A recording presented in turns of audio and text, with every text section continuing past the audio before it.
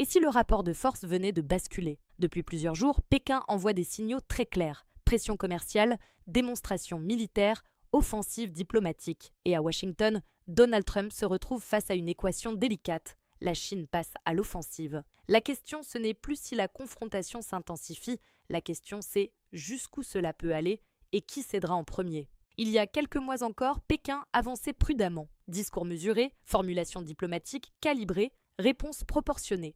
Aujourd'hui, le ton a changé et ce changement n'est pas anodin.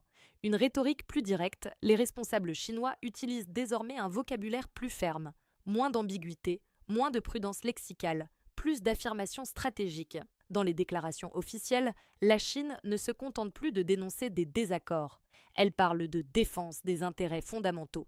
Et en diplomatie, ce type d'expression est lourd de sens. Cela signifie ligne rouge, une posture économique plus offensive. Sur le plan commercial, Pékin adopte une logique plus proactive. Ce n'est plus seulement une réponse aux décisions américaines, c'est une stratégie d'influence, restrictions ciblées, pression indirecte, signal envoyé aux entreprises et aux marchés. Le message est clair, la Chine a des leviers. Et elle est prête à les utiliser. Des démonstrations de capacité. Le changement de ton ne se limite pas aux mots, il s'accompagne d'actes visibles. Exercices militaires, manœuvres navales, communication stratégique autour des capacités technologiques. Ce ne sont pas nécessairement des préparatifs de conflit, mais ce sont des signaux destinés à Washington et au reste du monde. Une stratégie de long terme, il faut comprendre une chose essentielle. La Chine ne raisonne pas à court terme. Elle observe les cycles politiques américains. Elle anticipe les fluctuations électorales et elle sait que la constance stratégique est un avantage. Ce changement de ton peut être interprété comme une manière de fixer le rythme, d'imposer l'agenda, forcer l'adversaire à réagir. Le message global, en réalité, Pékin ne s'adresse pas uniquement à Trump, elle s'adresse aussi aux alliés américains, aux puissances émergentes, aux marchés mondiaux. Le message implicite, la Chine est un acteur central. Elle ne recule pas. Ce changement de ton marque donc un tournant, pas forcément une rupture brutale, mais un durcissement assumé. Et dans une rivalité stratégique, ce type d'évolution peut redéfinir l'équilibre. Car lorsque le ton monte, les marges de manœuvre se réduisent et la pression commence à s'installer. La question est centrale. Pourquoi Pékin choisit-elle ce moment précis pour hausser le ton? En géopolitique, le timing n'est jamais accidentel. Il est calculé. Le contexte politique américain, premier élément. La situation intérieure aux États-Unis. Un président sous pression politique dispose de moins de marge stratégique. Chaque décision est scrutée. Chaque concession est interprétée comme une faiblesse. Chaque escalade comporte un risque électoral. Pékin le sait. La Chine observe de très près les cycles politiques américains. Elle sait que les périodes de fragilité intérieure créent des fenêtres d'opportunité, non pas pour déclencher un conflit, mais pour tester la cohérence et la détermination. Le facteur économique mondial, deuxième élément, le contexte économique global. Inflation persistante, chaîne d'approvisionnement encore sensible, marché nerveux. Dans un tel environnement, la pression commerciale ou technologique peut produire un effet amplifié. La Chine dispose de leviers structurels, production industrielle stratégique, matières premières critiques, position dominante dans certaines technologies. Agir maintenant, c'est exploiter une dépendance existante. Le signal envoyé aux alliés, troisième facteur, la scène internationale. La rivalité sino-américaine ne se joue pas uniquement entre deux capitales, elle se joue dans les alliances. En adoptant une posture plus offensive, Pékin teste aussi les partenaires de Washington. L'Europe, l'Asie, les puissances émergentes. Le message implicite, la Chine est incontournable, vous devrez composer avec elle. Une logique de tempo stratégique. Enfin, il y a la question du rythme. En stratégie, celui qui impose le tempo prend l'initiative. Si la Chine agit maintenant, ce n'est peut-être pas pour provoquer. C'est peut-être pour forcer l'adversaire à répondre. Et répondre, c'est déjà entrer dans le jeu de l'autre. Une phase de transition mondiale, nous sommes dans une période de recomposition. Multipolarité affirmée. Affaiblissement des consensus internationaux, concurrence technologique intense. Dans ce contexte, Pékin peut estimer que le moment est favorable pour affirmer sa position. Non pas dans la précipitation, mais dans la consolidation. Pourquoi maintenant? Parce que les conditions sont réunies. Pression politique américaine, fragilité économique mondiale, recomposition stratégique, et dans ce type de rivalité, les moments de transition sont souvent ceux où les rapports de force se redéfinissent. La Chine ne bouge pas au hasard, elle bouge quand le contexte lui semble propice. Et c'est précisément ce qui rend la séquence actuelle aussi significative. Et c'est ici que la pression devient maximale. Parce que pour Donald Trump, La situation est un piège stratégique, un piège à deux issues, toutes deux risquées. Option 1, répondre avec fermeté. Première possibilité, la démonstration de force, sanctions renforcées, restrictions économiques supplémentaires, discours musclés, cohérent avec sa posture politique. Mais cette fermeté a un coût. La Chine n'est pas un adversaire secondaire, c'est la deuxième puissance économique mondiale. Chaque escalade commerciale peut perturber les marchés, renchérir les importations, fragiliser certains secteurs industriels américains. Et dans un contexte politique sensible, l'impact économique devient immédiatement politique. Option 2. Temporiser. Deuxième option, contenir la tension, éviter la surenchère, privilégier la négociation, gagner du temps. Mais là encore, le risque est réel. Dans la logique politique américaine, toute retenue peut être perçue comme un recul. Et face à Pékin, la perception compte autant que la réalité. Un adversaire qui pense que vous hésitez peut accélérer. Le facteur image Trump a construit sa posture sur la force et la négociation en position dominante. Face à la Chine, cette stratégie devient plus complexe, car Pékin ne fonctionne pas sur la même temporalité. Elle peut absorber la pression plus longtemps. Elle peut attendre. Et dans un bras de fer prolongé, la patience devient une arme, le regard du monde. Il ne faut pas oublier un élément essentiel, les alliés observent. Si Washington semble hésiter, cela fragilise la crédibilité américaine. Si Washington escalade trop vite, cela inquiète ses partenaires. Chaque décision est donc stratégique, mais aussi symbolique. L'équation impossible, le dilemme est clair, réagir fort, risque économique et diplomatique. Ne pas réagir assez, risque d'affaiblissement politique. Dans les deux cas, la marge d'erreur est étroite. Et plus la pression chinoise s'intensifie, plus le choix devient urgent. Au fond, ce n'est pas seulement un face-à-face entre deux dirigeants, c'est une confrontation entre deux modèles de puissance. Et Trump se retrouve dans une position où chaque mouvement peut redessiner l'équilibre. Le défi n'est pas seulement de répondre, le défi est de répondre sans perdre le contrôle du tempo. Et dans cette partie d'échec stratégique, le moindre faux pas peut coûter cher. Si confrontation il y a, elle ne commence pas avec des missiles, elle commence avec des chiffres, des tarifs douaniers, des restrictions technologiques, des sanctions ciblées. Le vrai front entre la Chine et les États-Unis aujourd'hui est économique. Une guerre commerciale devenue structurelle, on ne parle plus d'un simple désaccord ponctuel, on parle d'une rivalité installée. Tarifs sur les produits stratégiques, restrictions sur les exportations de technologies sensibles, pression sur les investissements croisés. Chaque camp cherche à réduire sa dépendance et à affaiblir celle de l'autre. La bataille technologique. Le cœur du conflit n'est pas seulement commercial, il est technologique, semi-conducteurs, intelligence artificielle, télécommunications, énergie stratégique. Celui qui domine ces secteurs contrôle une partie de l'économie mondiale de demain. Washington tente de limiter l'accès chinois à certaines technologies avancées. Pékin accélère le développement de solutions domestiques. C'est une course.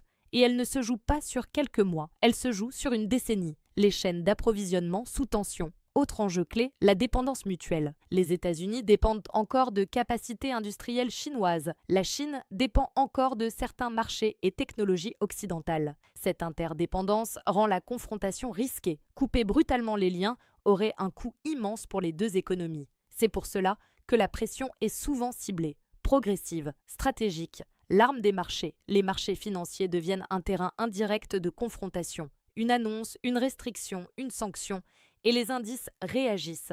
Les entreprises ajustent leur stratégie. Les investisseurs réévaluent les risques. Dans un monde globalisé, la perception du risque peut provoquer autant de dégâts que l'acte lui-même. Un équilibre fragile. Le paradoxe est là. Les deux puissances sont rivales, mais elles restent profondément interconnectées. Elles ne peuvent pas s'ignorer, mais elles cherchent à se découpler. C'est cette transition, lente, partielle, calculée, qui crée la tension. Le vrai enjeu, le champ de bataille économique, n'est pas seulement une question de croissance, c'est une question de leadership. Qui fixera les standards technologiques? Qui contrôlera les flux industriels? Qui dominera les secteurs stratégiques du XXIe siècle? Au fond, la confrontation économique sino-américaine n'est pas une crise passagère, c'est une compétition systémique. Et dans ce type de rivalité, chaque décision économique est aussi un acte géopolitique. La pression ne se voit pas toujours, mais elle est constante et elle redéfinit progressivement l'équilibre mondial. C'est là que la tension devient visible, car lorsque les armées bougent, le monde regarde. Exercice naval, patrouille aérienne, test de missiles, déploiement stratégique. La question est simple, s'agit-il d'un signal ou d'une préparation réelle, une démonstration de capacité. Dans la plupart des cas, ces mouvements militaires ont une fonction précise, montrer que la capacité existe, montrer que la réaction serait possible, montrer que la dissuasion est crédible. Ce n'est pas forcément une intention immédiate d'attaque, c'est un langage stratégique. En géopolitique, la démonstration de force est une forme de communication. La logique de la dissuasion repose sur un principe simple, convaincre l'adversaire que le coût d'une action serait trop élevé. Pour cela, il faut rendre visible la capacité de réponse. La Chine, en multipliant certaines manœuvres, envoie un message clair. Nous sommes prêts, nous avons les moyens. Nous pouvons agir. Mais la dissuasion fonctionne uniquement si elle est comprise correctement. Et c'est là que le risque apparaît. Le danger de l'interprétation, un exercice militaire peut être perçu comme routinier ou comme une répétition générale. Un déploiement temporaire peut être interprété comme une montée en puissance durable. Dans un climat de rivalité stratégique, chaque mouvement est scruté et parfois surinterprété. Le danger n'est pas toujours l'intention, c'est la perception. Les zones sensibles. Certaines régions concentrent particulièrement l'attention. Zones maritimes disputées, routes commerciales stratégiques, espaces aériens sensibles. Dans ces zones, la moindre manœuvre prend une dimension symbolique. Ce n'est pas seulement militaire, c'est politique. Préparation ou pression. Alors, signal ou préparation? Pour l'instant, tout indique une logique de pression stratégique, une montée graduelle, un affichage de puissance, un test des réactions adverses. Mais l'histoire montre que les crises majeures commencent souvent par des gestes destinés à impressionner, pas forcément à attaquer. Une ligne fine, la frontière entre signal et préparation est mince. Un exercice peut devenir réel si une erreur survient. Un incident peut transformer une démonstration en confrontation. C'est pourquoi la gestion de ces séquences est cruciale. Le facteur militaire n'indique pas nécessairement une guerre imminente, mais il augmente la tension, il réduit la marge d'erreur. Et dans un face-à-face entre grandes puissances, ce sont parfois les gestes destinés à éviter la guerre, qui rendent la situation plus fragile. La pression est là, visible, structurée et observée par le monde entier. C'est peut-être le scénario le plus probable et paradoxalement l'un des plus dangereux. Une escalade contrôlée, cela signifie quoi? Une montée progressive de la pression, des sanctions supplémentaires, des démonstrations militaires, des discours plus fermes. Mais sans franchir la ligne rouge de la confrontation ouverte. En théorie, cela paraît maîtrisable. En pratique, c'est extrêmement fragile. La logique du coup pour coup, dans une rivalité stratégique, chaque action appelle une réponse. Une restriction commerciale, contre-mesure. Un exercice militaire, démonstration équivalente. Une déclaration offensive, riposte verbale. Chaque camp pense agir de manière proportionnée. Mais la proportionnalité est subjective. Ce qui semble mesuré pour l'un peut paraître agressif pour l'autre, et l'échelle monte, palier après palier. Monter la pression sans déclencher la guerre. L'objectif d'une escalade contrôlée est clair, augmenter le coût pour l'adversaire sans provoquer un conflit total. C'est une stratégie d'usure. On teste la résistance, on mesure la réaction, on ajuste. Mais plus la pression s'accumule, plus la marge de manœuvre se réduit. Le problème du seuil invisible, le danger, c'est qu'il n'existe pas toujours de seuil clairement défini. Il n'y a pas un panneau lumineux indiquant « Attention, au prochain geste, guerre ouverte ». Les lignes rouges sont parfois implicites, et lorsqu'elles sont franchies, on ne s'en rend compte qu'après. Une sanction peut sembler technique, mais être perçue comme existentielle. Un mouvement militaire peut sembler dissuasif, mais être interprété comme préparatoire. L'effet domino international. Dans une escalade contrôlée, les acteurs secondaires jouent un rôle clé. Alliés régionaux, partenaires commerciaux, blocs stratégiques. Si l'un d'eux intervient volontairement ou par incident, l'équation change. Ce qui était bilatéral devient multilatéral. Et le contrôle devient beaucoup plus difficile. Le piège psychologique. Il y a aussi un facteur humain. Lorsqu'une tension dure dans le temps, les positions se durcissent. Les discours deviennent plus fermes, les compromis plus coûteux politiquement. Reculer devient plus difficile que continuer. Et c'est là que l'escalade contrôlée peut glisser vers quelque chose de moins contrôlé. Pourquoi c'est risqué? Parce que chacun pense maîtriser la trajectoire. Mais plus la pression s'intensifie, plus la probabilité d'erreur augmente. Un incident, une mauvaise lecture, une réaction excessive. Et le mécanisme change de nature. L'escalade contrôlée est une stratégie rationnelle. Mais elle repose sur une coordination implicite entre deux adversaires, une coordination fragile. Et dans une rivalité entre grandes puissances, la question n'est pas seulement qui est prêt à aller plus loin, mais qui saura s'arrêter à temps. Dans ce face-à-face entre Pékin et Washington, il y a un troisième acteur silencieux, le reste du monde, car cette confrontation ne se joue pas dans un vide stratégique. Elle se joue sous les yeux de dizaines de capitales, de marchés financiers, d'alliances militaires. Et chacun analyse. Les alliés asiatiques en première ligne, en Asie, la tension est maximale. Les partenaires stratégiques des États-Unis scrutent chaque réaction américaine. Si Washington paraît hésitant, cela alimente le doute. Si Washington paraît trop agressif, cela inquiète. Ces pays ne veulent ni faiblesse américaine, ni déstabilisation régionale. Ils veulent de la prévisibilité. Or, la rivalité sino-américaine crée exactement l'inverse. L'Europe face à un choix délicat. De son côté, l'Europe est dans une position complexe, économiquement liée à la Chine, stratégiquement liée aux États-Unis. Elle observe l'évolution du rapport de force et elle cherche un équilibre. S'aligner totalement, diversifier ses partenariats, renforcer son autonomie stratégique, chaque escalade entre Pékin et Washington rend ses choix plus pressants. Les marchés en temps réel, les marchés financiers sont devenus des baromètres géopolitiques. Une déclaration officielle, un exercice militaire, une annonce de sanctions, et les indices réagissent instantanément. Investisseurs, multinationales, institutions financières, tous ajustent leur stratégie en fonction du climat stratégique. La rivalité n'est plus abstraite, elle a un impact concret. Les puissances émergentes. Pour de nombreux pays émergents, cette rivalité représente une opportunité. Certains cherchent à négocier avec les deux camps.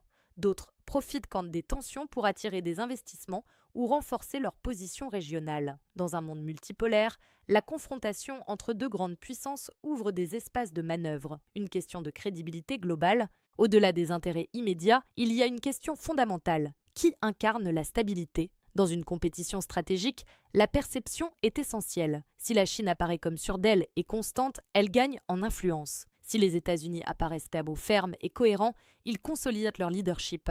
Le monde observe non seulement les actes, mais la cohérence, l'effet d'entraînement.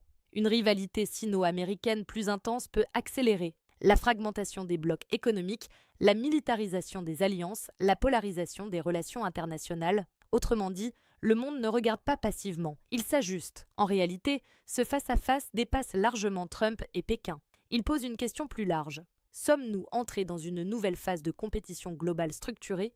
Et si oui, quelles en seront les règles? Le monde observe. Mais il n'est pas spectateur, il est déjà en train de se repositionner. Dans une confrontation stratégique, il y a une règle silencieuse. Celui qui impose le tempo prend l'avantage, pas forcément celui qui frappe le plus fort, pas forcément celui qui parle le plus fort, mais celui qui oblige l'autre à réagir. L'initiative, clé du rapport de force. Si la Chine multiplie les signaux, économiques, diplomatiques, militaires, elle ne cherche pas seulement à montrer sa puissance, elle cherche à fixer l'agenda, à dicter le calendrier, à forcer Washington à répondre sur son terrain. Et dans toute confrontation, répondre signifie déjà courir derrière l'initiative de l'autre. Le temps, comme arme stratégique, la Chine raisonne sur le long terme, elle peut avancer progressivement, tester, ajuster, attendre. Les cycles politiques américains, eux, sont courts. Pression électorale, opinion publique, calendrier institutionnel, cela crée une asymétrie temporelle. Et le temps, en géopolitique, est une ressource. Réagir ou anticiper. Trump se retrouve face à un choix. Réagir au mouvement chinois ou tenter de reprendre l'initiative. Mais reprendre l'initiative implique un risque, car toute action forte peut provoquer une réponse encore plus forte, et l'équilibre devient instable. L'image de leadership, imposer le rythme, c'est aussi imposer une narration. Celui qui fixe le tempo façonne la perception internationale. Si Pékin apparaît comme stratégiquement patiente et structurée, elle renforce son image de puissance ascendante. Si Washington montre qu'il contrôle la séquence, il consolide son statut de leader. Dans cette rivalité, la bataille est autant psychologique que matérielle, le danger du tempo accéléré. Le problème, c'est que plus le rythme s'accélère, plus les marges d'erreur diminuent. Une décision précipitée, une réaction impulsive, un signal mal calibré et la dynamique peut échapper au contrôle. Celui qui impose le rythme doit aussi le maîtriser. La vraie question. Alors, qui impose le rythme aujourd'hui ? Pékin en multipliant les initiatives ou Washington en structurant la réponse stratégique? La réponse n'est pas encore figée. Mais ce qui est certain, c'est que dans cette partie d'échec mondial, la question du tempo est centrale, car celui qui contrôle le rythme contrôle souvent l'issue. Alors, la Chine passe-t-elle réellement à l'offensive? Oui, dans le sens où elle teste, avance, structure son influence. Trump est-il sous pression? Oui, car chaque réponse comporte un risque, mais la vraie question est ailleurs. Sommes-nous à l'aube d'une confrontation ouverte ou dans une partie d'échecs géante où chaque coup vise surtout à influencer la perception. Ce qui est certain, c'est que l'équilibre mondial se joue maintenant. Et dans ce type de rivalité, ce ne sont pas toujours les coups les plus spectaculaires qui changent l'histoire. Ce sont les calculs les plus froids.